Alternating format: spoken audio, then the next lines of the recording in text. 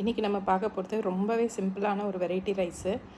நெல்லிக்காய் இருக்கு இல்லையா, அரை நெல்லிக்காய், அதை வச்சு ஒரு ரைஸ் பண்ண போகிறோம். அதுக்கு வந்து கடாயில் எண்ணெய் ஊற்றிட்டு கடுகு, உளுத்தம்பருப்பு, சீரகம் போட்டு தாளிச்சிட்டு நம்ம பொடி பொடியாக கட் பண்ணி வச்சுருக்க பச்சை மிளகா போட்டுக்கலாம். அது போட்டு நல்லா வதக்கி விட்டுட்டு கொஞ்சம் கருவேப்பிலை சேர்த்துக்கலாம். அதுக்கப்புறம் நான் வந்து ஒருத்தருக்கு செய்கிறதுக்காக ஒரு முழு நெல்லிக்காய் எடுத்திருக்கேன். அதை வந்து திருவி வச்சுருக்கேன் கிரேட்டரில். திருவி அதையும் சேர்த்துட்டு கொஞ்சம் உப்பு, மஞ்சள் பொடி போட்டு நல்லா வதக்கிக்கலாம்.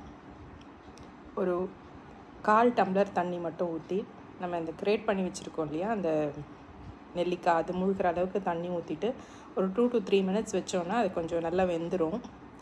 இல்லைன்னா அது ஒரு மாதிரி பச்சை வாசனை வரும், அதுக்காக தான் இது.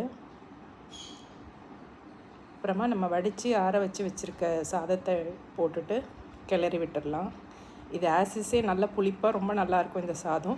இதுக்கு மேலே இன்னும் எக்ஸ்ட்ரா புளிப்பு வேணும்னா கொஞ்சமாக ஒரு 4 to 5 ட்ராப்ஸ் லெமன் ட்ராப்ஸை விட்டுட்டு, லெமன் ஜூஸ் விட்டுட்டு கிளறிட்டிங்கன்னா சூப்பரான ஒரு ரைஸ்.